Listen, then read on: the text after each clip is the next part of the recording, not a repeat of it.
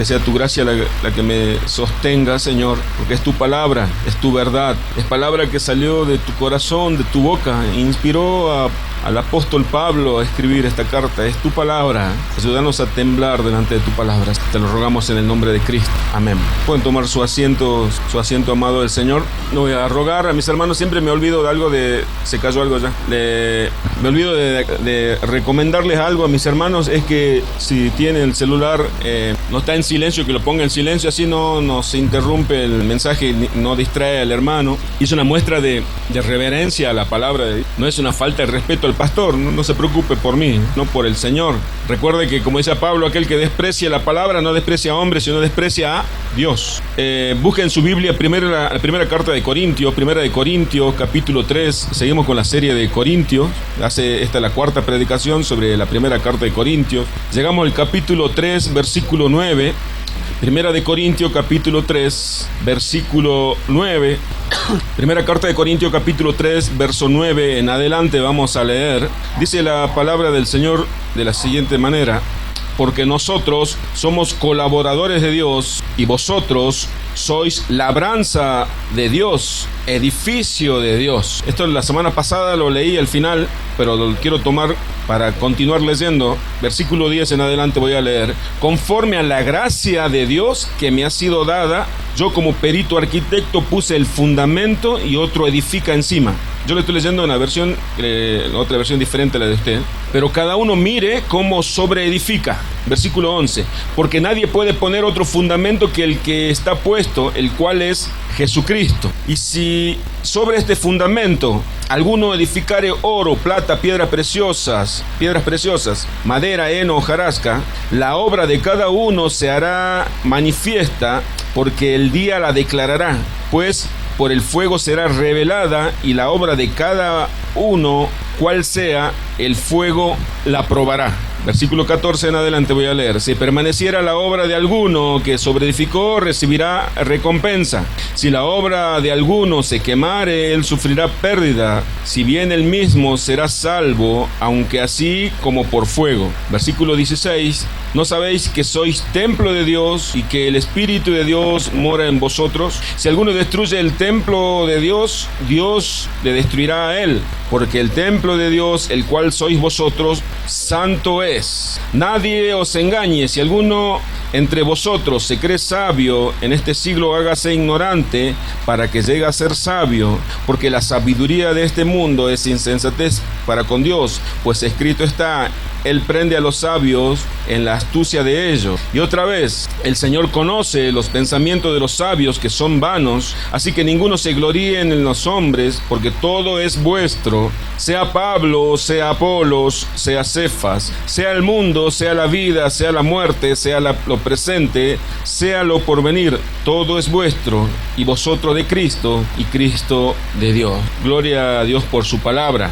Decía que comenzaba leyendo el versículo 9, cuando Pablo les decía que pero nosotros somos colaboradores de Dios y vosotros sois labranza de Dios. Usaba una metáfora de un agricultor. Ustedes son labranza, tierra de Dios, donde Dios siembra y luego Él le da el crecimiento. Pero quiero tomar la metáfora que usó Pablo cuando dice son edificios de Dios. Primero, que es una exhortación a la división. Un edificio es una sola estructura, no puede estar dividido. Pero este edificio tenía una particularidad, que este edificio tenía que tener un fundamento. El edificio es la iglesia. El fundamento de ese edificio de la iglesia es Cristo. ¿Se acuerda cuando Jesús les preguntaba a sus discípulos: ¿qué dice la gente? ¿Quién soy yo? Y decían, algunos dicen que sos un profeta, otros que sos Moisés, otros que sos Elías. Y Jesús les dijo, continuó con otra pregunta, le dijo: ¿y ustedes, mis discípulos, quién dicen que soy yo? Y Pedro dijo: tú eres el Cristo, quiere decir el Mesías, el Hijo del Dios viviente. Y Jesús le dijo: muy bien, Simón, hijo de Jonás, bien has dicho, pero esto no te reveló ningún hombre en la tierra, no te reveló carne y sangre. Esto te reveló mi Padre que está en los cielos. Y sobre este fundamento, sobre esa revelación de Cristo, edificaré la iglesia. Bueno, Pablo dice ahora, yo puse el fundamento. Pablo puso el fundamento cuando en la predicación pasada yo les decía, cuando Pablo fue a predicar a los corintios, él les dijo: Yo no me propuse saber nada de ustedes, sino me propuse de predicarle a Jesucristo y a este crucificado. Ese es el fundamento. Jesucristo, que vino a morir, no solamente a morir, sino que vivió una vida justa para luego morir y resucitar. Murió para el perdón de nuestros pecados, vivió una vida justa para nuestra justificación y resucitó para confirmar la verdad. Bueno, Pablo le dice: este edificio, la iglesia, tiene que tener un fundamento, tiene que tener un cimiento, una base sólida. No puede ser edificado sobre la arena o sobre otro fundamento. La iglesia está edificada, descansa sobre Cristo, sobre la obra de Cristo. Ese fundamento no es negociable. No puede, si una iglesia del Señor no puede tener otro fundamento. No está fundamentada sobre el pastor, sobre un predicador o sobre un apóstol o sobre quien quiera que fuera, ninguna otra persona. Esta no es la iglesia de Marcelo, ni la iglesia de Washer, ni la iglesia de MacArthur, ni la iglesia de Calvino. Es la iglesia de Cristo. El fundamento es Cristo. Luego de que Pablo le dice a los corintios, le pone claro del edificio cuál es el fundamento, le resalta el fundamento para exhortarlos también Pablo. Recordemos que ellos se disputaban y peleaban entre ellos. Yo soy discípulo de Pablo, el otro decía: yo soy discípulo de Apolo. ¿Se acuerdan? Yo soy discípulo de Cefas. Los corintios imitaban la conducta de los paganos que buscaban maestros sobresalientes en sabiduría humana y se jactaban de eso. Y Pablo dice: la iglesia no está fundamentada sobre Pablo, no está fundamentada sobre Apolos, sobre ninguna persona, sobre ningún hombre. Está fundamentada sobre Cristo. Amén. Amén, iglesia del Señor, entendamos. Estamos teniendo más claridad. Entonces, estaba echando por tierra ese argumento de que eran mejores porque tenían un líder espiritual mejor. El edificio de Dios es uno, es la iglesia. Pero ahora estaba hablando a la iglesia local, a la iglesia de los corintios. Este mensaje es para esta iglesia, para esta congregación, que pertenecemos a la iglesia de Cristo. No existe otro fundamento. Si el edificio tiene otro fundamento, no es la iglesia del Señor. No le pertenece a Dios. Dios no lo va a reconocer como suya.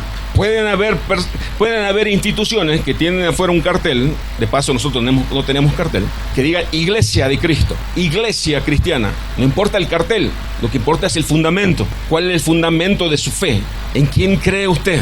Pedro le dijo a Jesús, manifestó por revelación divina que Cristo era el Mesías, el enviado de Dios para salvar a los pecadores arrepentidos. Esa revelación, dijo Jesús: voy a edificar mi iglesia, ese va a ser el fundamento de la iglesia, y yo edificaré mi iglesia, dijo el Señor.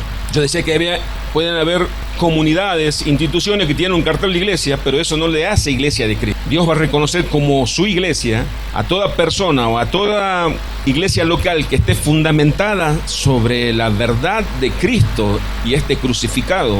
La advertencia es una advertencia muy seria, porque luego del fundamento viene una recomendación que cada uno debe edificar sobre ese fundamento, sobre edificar. Pero ¿cómo debe edificar? Teniendo en claro el fundamento, el apóstol Pablo les dice cómo debe sobre edificar cada uno. Yo quiero que miren el versículo 10, por favor, y la parte final dice: y otro edifica encima, pero cada uno mire, así dice en su Biblia, cómo sobreedifica.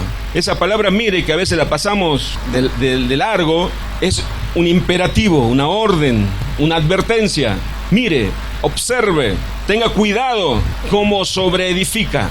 Esta advertencia es para la iglesia, para todos. Es para los que están sentados de este lado y es para el que predica y enseña. Cada uno somos responsables, y acá en el capítulo 10 nos advierte cómo que debemos observar y tener mucho cuidado cómo sobreedificamos sobre ese fundamento que es Cristo, porque el fundamento es Cristo, y el material, siguiendo la metáfora, el material que vamos a usar para sobreedificar ese edificio tiene que estar de acuerdo, acorde al fundamento. Mire, dice una advertencia. El punto 2 yo le puse la seria advertencia sobre cómo edifica, y de ahí nace el título del mensaje. La seria advertencia de Dios, cómo debemos sobreedificar. Es una seria advertencia. Esa palabra yo digo que está escondida. Mire, cómo sobreedifica. El fundamento es lo que dijo Pablo. Así, hermanos, cuando yo fui a verlos a ustedes, a anunciarle el testimonio de Dios, no fui con experiencia de palabra o de sabiduría humana. Pablo, cuando le recordaba a los corintios, yo cuando vine a predicarle la primera vez, yo no vine con palabras persuasivas de humana sabiduría, sino vine con demostración del Espíritu y de poder. Vine a predicarle el Evangelio de Jesucristo. Ese es el fundamento, pero tenemos que ver cómo vamos a sobreedificar.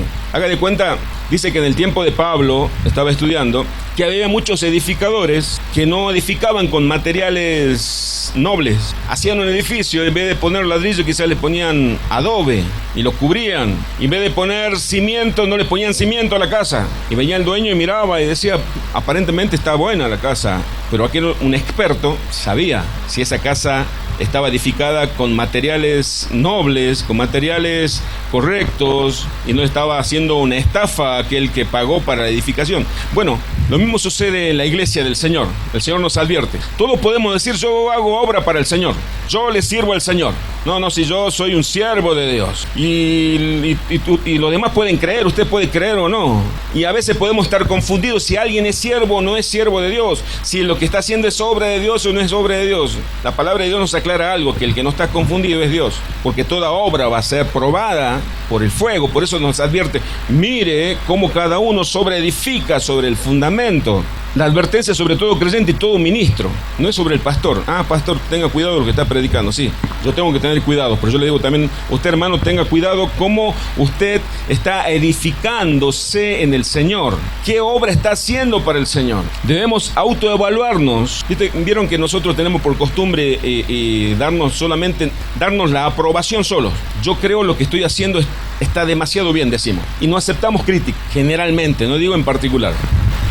La Biblia nos llama a una autoevaluación, autoexaminarnos, detenernos un momento y preguntarnos, ¿la obra que yo estoy haciendo está de acuerdo al fundamento? ¿Estoy sobreedificando este edificio de la iglesia? ¿Estoy creciendo en el conocimiento de Dios? ¿Estoy haciendo la obra del Señor? ¿Estoy haciendo las cosas agradables del Señor de acuerdo a Dios? ¿O es solamente mi parecer? Esta palabra nos lleva a advertirnos y a hacer una reflexión y a autoevaluarnos nosotros y aceptar a veces las correcciones. La Escritura nos dice claramente que debemos exhortarnos los unos a los otros, que debemos amonestarnos los unos a los otros. O sea, en otras palabras, hermano, tenemos que estar dispuestos a escuchar una crítica, a escuchar una exhortación. No se enoje cuando alguien lo exhorte, no se moleste porque es para su bien. No te enojes, pastor, cuando alguien te exhorte, cuando alguien te corrija, porque es para tu bien.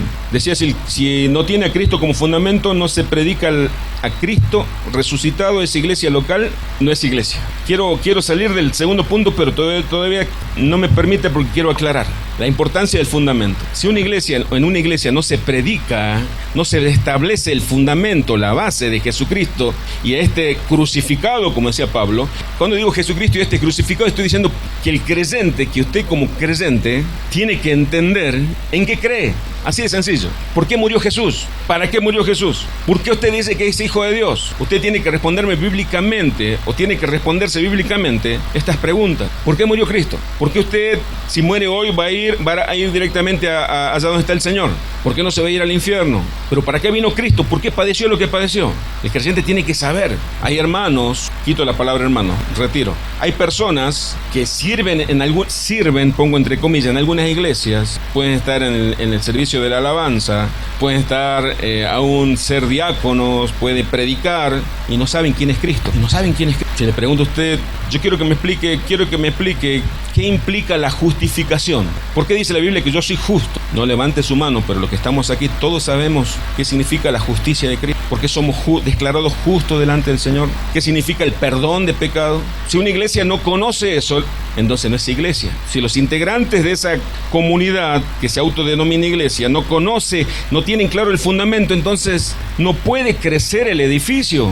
Imagínense sin plantar un fundamento, sin hacer los cimientos. ¿Ustedes vieron cuando están edificando una torre, un edificio con varios pisos? Primero cavan hondo, hacen la base, que es lo más importante, y sobre eso sobreedifican. Imagínense que alguien venga, un inexperto, y diga, voy a edificar una torre de 10 pisos, y no cavó, y comenzó a poner los ladrillos, y comenzó a levantar paredes. Usted va a decir, este es un necio, sabe que ese edificio no tiene larga vida. Lo mismo sucede con una iglesia. Si no se predica y no se conoce a Jesucristo crucificado, esos creyentes no son creyentes, esos hermanos no son hermanos, esa iglesia no es iglesia. Lo que llaman iglesia no es iglesia, es un club social, es una reunión de amigos que se juntan para pasarlo bien, porque en esa comunidad no hay santidad. no tiene el poder de Dios. Si no se predica a Jesucristo y a este crucificado, esa iglesia carece del poder de Dios para salvar un alma. No hay santidad, porque solamente podemos ser santificados por medio de la palabra de Dios, que es verdad, por medio del Espíritu Santo. Es un club social, y esa iglesia puede ser multitudinaria. Esa iglesia puede ser esplendorosa, puede tener luces, puede tener lujos. Esa iglesia puede tener hasta un buen prestigio dentro de la comunidad. Y los creyentes dicen, no, yo en esa iglesia me siento bien, porque no tiene fundamento. Si no tiene fundamento, ¿saben una iglesia sin fundamento? ¿Saben en qué procura la iglesia sin fundamento? Como no tienen el fundamento del evangelio, de Cristo crucificado, muerto y resucitado, entonces la iglesia tiene como herramientas la sabiduría tomada del mundo, y todo lo que hacen, desde la alabanza hasta la predicación y todo lo que ellos llaman culto, gira alrededor de una sola cosa, como le decía la vez pasada: tocar las emociones, hacer llorar al creyente, entre comillas, hacer llorar a la gente. Yo le digo porque yo estuve en una iglesia así. La pastora de esa iglesia me decía, cuando prediques, cuando den testimonio, tenés que hacer que la gente llore. ¿Por qué? Me dio un manual de los G12 y al final decía que la gente llore. No tengo fotocopia para que vea que no estoy mintiendo. No lo tengo, pero búsquese un manual de G12 y vea las instrucciones para el predicador. Y ahora entiendo por qué. Porque la gente, cuando llora, se desahoga y se siente un poco aliviada. Ellos dicen, esa es la paz de Dios. Eso es una espuma, se desvanece. La paz de Dios no es eso, es una imitación. Y si usted le va a predicar del evangelio, no, lo que me habla vos no me hace sentir bien. Es más, me incomoda lo que me estás diciendo. Una iglesia que está fundamentada sobre Cristo, sabe qué materiales usa para sobreedificar o edificar el edificio, cuyo fundamento es Cristo. Usa materiales que son de acuerdo a la palabra de Dios, de acuerdo al cimiento, de acuerdo a la base. El cimiento es cristocéntrico. Los materiales de la edificación están centrados en la palabra de Cristo. Por eso una iglesia sin el fundamento real y verdadero no es una iglesia. Entonces, como no tiene el poder de Dios, porque el poder de Dios es la palabra de Dios, el Espíritu de Dios, es el Evangelio de Cristo, entonces hay que buscar otro poder. Sabiduría del mundo, que la gente llore. Me emocioné. ¿Qué tal estuvo tu culto? Le pregunté a un hermano, glorioso. Porque me lloré todo. No digo que no está mal llorar.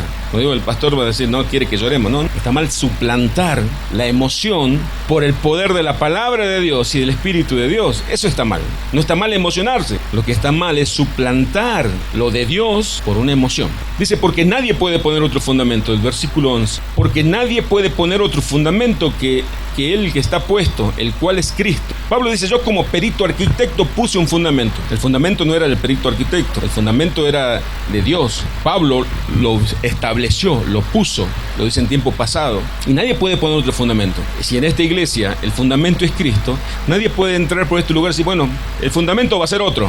¿Cuál? Lo que el pastor diga. Dejamos de ser iglesia, pasamos a ser un club social con buenas intenciones, con muy buena onda, con muy buenos amigos, pero no la iglesia del Señor. El propósito es multiplicarnos usando estrategias de marketing, coaching, sabiduría humana. Entonces no tenemos el fundamento de Cristo. El fundamento no es Cristo. El fundamento es otro fundamento. Es otro edificio. No es la iglesia del Señor. Esto es lo que Pablo le decía a los corintios. Ustedes están preocupados quiénes son los maestros. Ustedes defienden vehementemente a sus maestros, a sus líderes. No, están equivocados, porque ustedes están fundamentando su fe en el líder. Pongan su fe, pongan su esperanza, descansen. El fundamento es donde descansa nuestra fe, en Cristo. Por eso no nos acostumbramos a decir, bueno, no, yo soy calvinista. Yo soy, a mí no me lo toquen a MacArthur, no me lo toquen a Wasser, no me lo toquen a Edward, no me lo toquen a Spurgeon. No, yo soy de Cristo. Los otros fueron hombres de Dios, siervos de Dios, son siervos de Dios, como le dije la semana pasada, pero tan falibles como nosotros, instrumentos en la mano de Dios, nosotros. Eso hacían los corintios, cometían el error. Decían, mirá, allá está el fundamento. Apolo, dice que Apolo era un excelente predicador. No hay como Apolo. Cada vez que yo le escucho a Apolo, Dios está hablando por medio de él. Hermanos, acá el predicador no tiene que sobresalir. Usted acá no tiene que venir porque se canta lindo, porque le gusta cómo el ventilador lo refresca. No tiene que venir porque le gusta cómo el predicador le habla. Usted tiene que venir por la palabra de Dios, para ser edificado de acuerdo a los materiales que estén de acuerdo al fundamento que es Cristo. Yo puedo decirle, el fundamento es Cristo, y me pongo a hablarle de otra cosa, de sabiduría humana. Estoy negando del fundamento. El fundamento siempre tiene que estar articulado, el material tiene que de la edificación con el fundamento. O sea, yo no puedo poner un fundamento de que sea, un ejemplo voy a poner, de cemento, de concreto, y voy a levantar una pared de, qué sé yo, de yeso. El edificio de Dios, la calidad, la norma de calidad de Dios, porque Dios, la obra es de Dios, no es nuestra.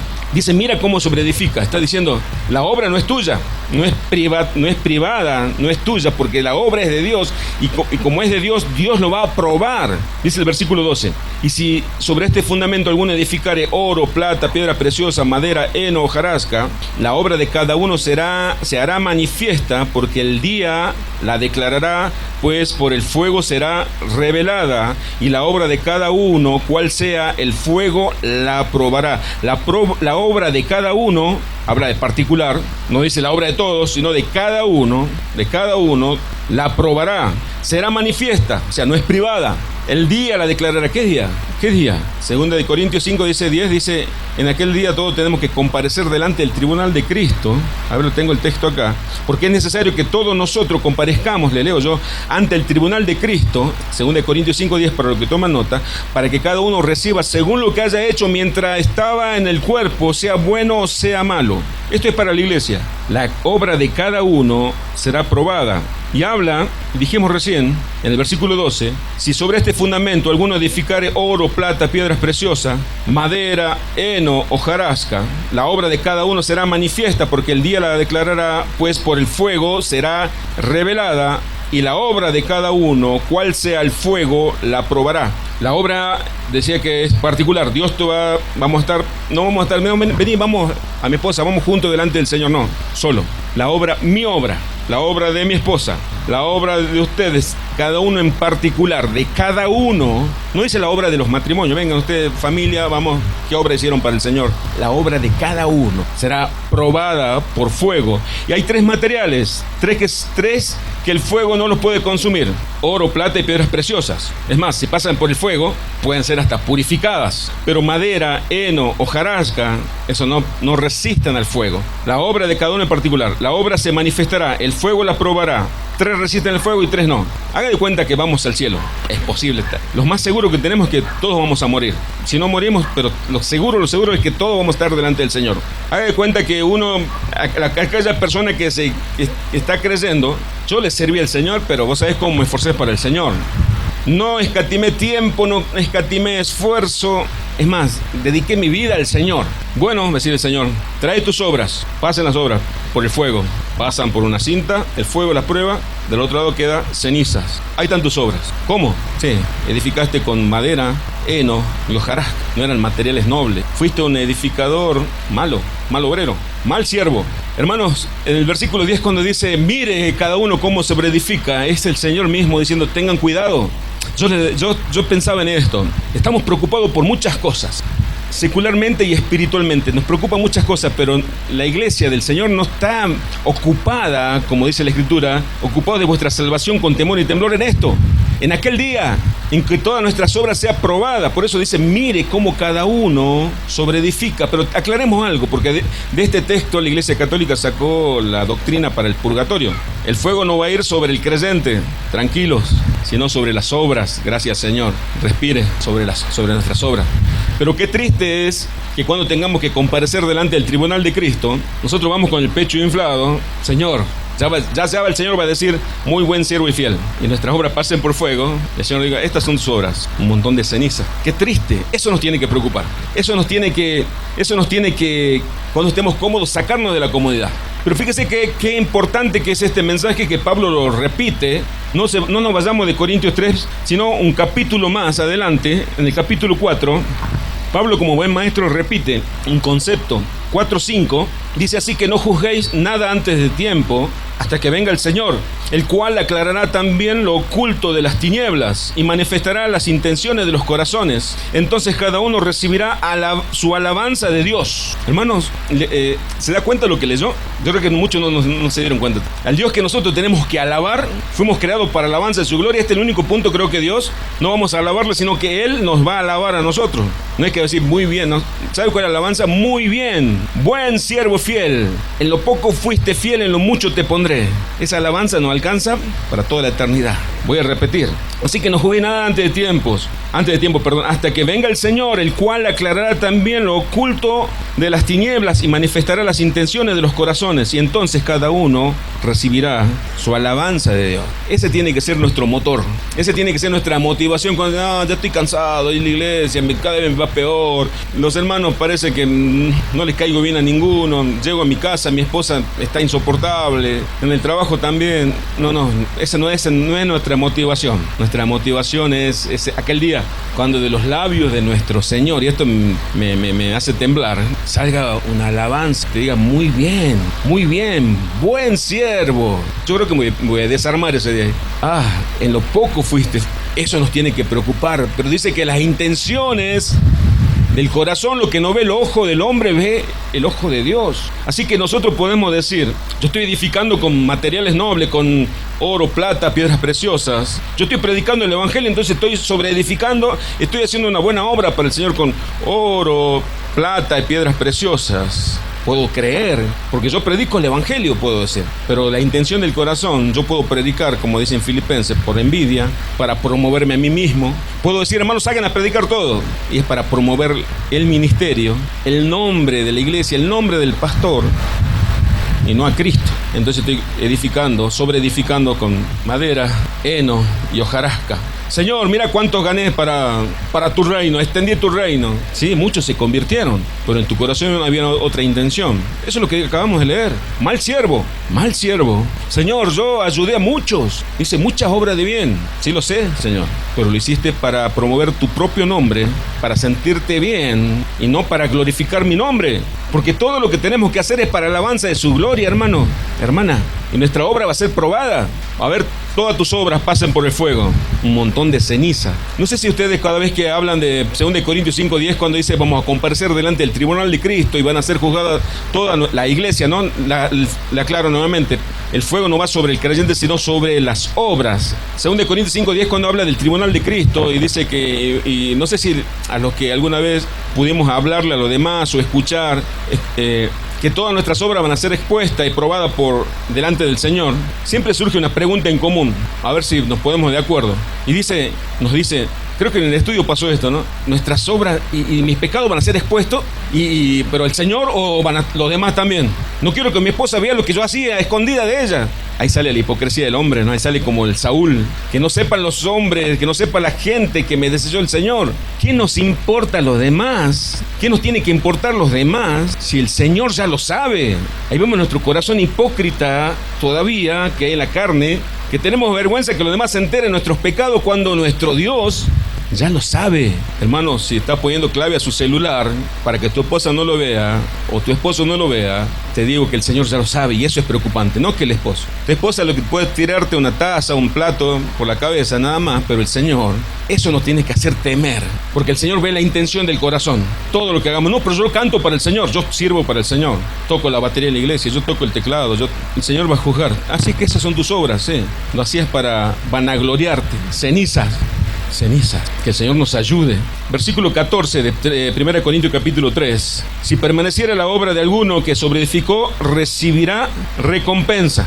Dice recibirá recompensa, no dice ganará recompensa, porque es por gracia, no es un premio. Recibirá recompensa del Señor. El Señor no está obligado a darnos ninguna recompensa.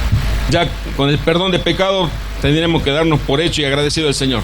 Yendo al cielo y llamado hijo, ya suficiente, pero dice no, tus obras van a ser recompensadas. Recibirá recompensa, no es que ganaste recompensa, es por gracia. La gracia del Señor. Versículo 15. Si la obra de alguno se quemare, él sufrirá pérdida, si él mismo será salvo, aunque así como por fuego. ¿Sabe lo que significa esto? Que van a ser probadas las obras. El fuego va sobre las obras, como le decía, no sobre el creyente, no sobre nosotros. Pero dice, acá el Señor nos da una enseñanza tan clara. Haga de cuenta que su casa se incendió. Se quemó todo lo que compró con tanto esfuerzo. Su LED, su sistema de sonido, su living, su casa, que le costó tanto levantarla, sus cielos rasos, sus ropas, todo. Y sale usted corriendo, medio chamuscado, sale así. Así aquel que no tenga obras para presentarle al Señor será salvo también. No tendrá nada. Vení, lo mismo, dice el Señor. Por gracia sos salvo. Pero qué triste es llegar así, ¿no? Vieron que una persona que usted ve por las noticias o sabe, pobre señora, pobre señor, mira, se le quemó la casa, no tiene nada. Bueno, así vamos a estar nosotros. Si nuestras obras no pasan la prueba. Cuando dice será probada nuestras obras, habla que esa prueba tiene que aprobar si son genuinas o no. Dice el versículo 15, esa es la gracia del Señor, lo que decía esta mañana, siempre nos extiende la mano y nos saca cuando dice, el Señor va a juzgar las intenciones del corazón, todas nuestras obras ser probadas, y uno está así, medio afligido. Tranquilo, te dice el Señor, su gracia. Sos salvo. Si recibiste, si creíste y fuiste elegido por Dios, sos salvo. Pero va a ser como aquella persona que se le quemó absolutamente todo, que el fuego le consumió todo y quedó sin nada. Quizás hasta sin ropa, pero vení, entra, dice el Señor. Eso es triste. Y esto es yo creo que esto tenemos que tomarlo como algo trágico. No, pero ¿qué está diciendo, pastor, si somos salvos lo mismo? No es lo mismo. No es lo mismo. Cristo dio todo. Dio hasta la última gota de su sangre para salvarnos. Y nosotros no podemos decir, no, nos da igual. Y nosotros a veces nos cuesta dar algo, esforzarnos para el Señor. Nos cuesta. No es temprano. No quiero. Estaba saliendo mi carne. Y no es lo mismo. El Señor merece todo nuestro esfuerzo. Merece todo nuestro sacrificio. El pastor va a ser juzgado. Pastor, el Señor me va a poner, siervo, vení, tus obras. Señor, yo he predicado siempre, pero has callado muchas cosas. ¿Por qué callaste? Porque no quería ofender a mis hermanos. ¿Por qué no exhortaste? No, porque no quería ofender. No, tenemos que tener cuidado. Ese versículo 10, subráyelo, remárquelo. Esa es la advertencia que me da el Señor para aquel día que se acerca, aquel día. Puede ser hoy, puede ser mañana. Cuando ya esta mañana le decía a los hermanos, ¿cuáles son las últimas palabras de un cristiano antes de morir? Hubiera hecho más hora extra para acumular más, así le dejo más a mi hijo. No son esas las palabras de un cristiano. Hubiera comprado más propiedades, así. No son las palabras esas de un cristiano. Esas son las palabras de uno que no conoce del Señor. ¿Cuáles son las palabras antes de morir de un cristiano? Yo le preguntaba si alguna vez tuvo la oportunidad de escuchar a un cristiano antes de morir. Hubiera hecho más cosas para el Señor. Me hubiera esforzado más para Él. Me hubiera comprometido más en su obra. Me hubiera santificado más. Porque sabe que está pronto a estar cara a cara con Él. Aquel que te dio todo y nosotros le dimos tan poco. Nunca es suficiente. Nunca es suficiente. Todas nuestras obras van a ser probadas. Podemos recibir la aprobación de los hombres. Podemos ser considerados los mejores cristianos. Eso no nos tiene que preocupar. Nos tiene que preocupar y nos tiene que ocupar, como dice Pablo. Es de aquel día cuando el Señor diga, venir, traes tus obras, vení, preséntamela, el fuego lo va a probar. No era oro, no era plata, no era piedra preciosa, era cartón pintado solamente, era simil. Vieron que ahí se usa material simil madera, pero no es simil mármol, y de plástico. Hay muchos cristianos similes, parecen cristianos, parecen buenos, y hasta nos confunde a nosotros, pero el Señor no está confundido. Toda obra va a ser probada. Yo decía que antes de morir un cristiano siempre le queda pendiente, hubiera hecho más cosas. Y esta advertencia nos tiene que llevar a eso. Ahora que tenemos fuerza, tenemos vida, tenemos el conocimiento de Dios, tengo que hacer algo más para el Señor. No, pero el Señor me tiene que dar a mí. No, ese pensamiento lo trajimos del catolicismo, cuando le poníamos una vela a la estatua para que nos dé, y si no nos daba, lo cambiaban por otro. Nosotros venimos a servirle al Señor. Saquemos de nuestra cabeza la idea del Dios servil. Nosotros somos sus siervos, sus esclavos. Él es Rey de reyes y Señor de señores. Dice el versículo 16, ¿no sabéis que sois templos de Dios y que el Espíritu de Dios mora en vosotros? Acá le habla a la iglesia. ¿No saben que ustedes son el templo de Dios? Después habla de forma particular a cada uno. Le está diciendo iglesia local. Ustedes son el templo del Señor. El Espíritu de Dios mora entre ustedes, mora en vosotros. Eso tiene que darnos también a entender que tenemos que tener cuidado como iglesia, que estamos reflejando a los demás, que estamos reflejando el mundo de Cristo. Porque después en el versículo 17, si alguno destruye el templo de Dios, Dios lo destruirá a él, porque el templo de Dios, el cual sois vosotros, santo es. Nosotros como cristianos tenemos una gran responsabilidad. Como iglesia local, en forma grupal hablándoles, tenemos una responsabilidad de mostrar a los demás quiénes somos nosotros, porque un día también vamos a rendir cuentas delante del Señor. Nosotros como templo del Señor, edificio de Dios, el Espíritu Santo mora entre nosotros, pero después habla de forma particular. Lo está hablando los Corintios. Dice, si mora el Espíritu de Dios, entonces ustedes tienen que ser santos, porque el templo de Dios, el versículo 17 al final, el cual sois vosotros, santo es. Nosotros, yo quiero que me abra bien sus ojos y sus oídos, oídos y me escuche, tenemos una gran responsabilidad. ¿Sabe cuál es la responsabilidad? Es que los demás están mirándonos a nosotros. Si ve que nosotros pecamos, ellos deciden, entonces, está permitido hacer lo que ellos hacen, yo también lo hago. Y aquel que es débil en la fe, nos ve a nosotros, mira, se puede hacer así, yo también lo voy a hacer. Podemos hacer tropezar a muchos, podemos arrastrar a muchos a la condenación, podemos arrastrar a muchos al pecado. En vez de que con nuestro ejemplo nosotros tenemos que hacer que la gente glorifique a Cristo. Ese cristiano no parece. Sí, los domingos no me parece cristiano, pero otro día no parece cristiano. Y alguien estará pensando, ¿quién le contó al pastor? No, en general, el Señor lo sabe. El pastor no te puede ver, el hermano no te puede ver, pero el Señor lo ve. El templo del Señor santo es, santo. Una vez una persona me dijo, que se congregaba con nosotros, me dijo una vez, un día le llamé para exhortarla, para corregirla a la persona esta, y después me confesó, dijo, si usted me prohibía tal cosa, yo estaba decidida a no venir más a la iglesia. Primero, gracias por la sinceridad, y segundo, muy mal tu pensamiento. La corrección nos lleva a la santificación. Si yo los corrijo, hermanos, primeramente, los que somos papás sabemos cuando tenemos que darle un azote a un hijo, nos duele más a nosotros que a los hijos, pero yo tengo que entender, no de acuerdo a mi entendimiento, sino a la palabra de Dios, que Dios al que toma por hijo lo exhorta, al que toma por hijo lo azota, le castiga, al que ama lo azota, dice la palabra de Dios. Pablo le dice a los Corintios en el versículo 18, ya para terminar, nadie se engaña a sí mismo. Si alguno entre vosotros se cree sabio en este siglo, hágase ignorante para que llegue a ser sabio, porque la sabiduría de este mundo es insensatez para con Dios, pues en Cristo está, Él prende a los sabios en la astucia de ellos. Y otra vez, el versículo 20, y otra vez, el Señor conoce los pensamientos de los sabios, que son vanos, así que ninguno se gloríe en los hombres, porque todo es vuestro. No se gloríen en los hombres. Mira, cuando uno llegó a la Reforma, yo soy calvinista, yo sacaba el pecho, el tulip, sabe que es los 5 puntos de calvinismo por todos lados, le ponen en el Facebook. Está bien, porque salimos del error y el calvinismo nos lleva a conocer la verdad de la Biblia y a abrazar la sana doctrina, pero está mal como representarte con una persona, un hombre. Nosotros somos de Cristo. Después sí podemos hablar entre los hermanos, sí, pero aquel que no conoce, yo le hable el nombre de Calvino no tiene poder para salvar, el nombre de Lutero tampoco, el nombre de Cristo sí. Sí, después podemos sentarnos a hablar los hermanos y hablar de los libros, perfecto, me encanta, pero por ahí hablarle a los demás y gloriarnos de ello, eso hacían los corintios. ¿Saben por qué? Porque esa era una tradición cultural pagana, la trajeron a la iglesia. O sea, no, mi maestro es un excelente maestro. Cuando presentemos al Señor nuestras obras, Señor, ¿sabe? En Facebook no había nadie quien me gane los debates en los foros. Son tus obras, vengan, pase por fuego. Lo hacía para promocionarte, por tu orgullo, ceniza solamente.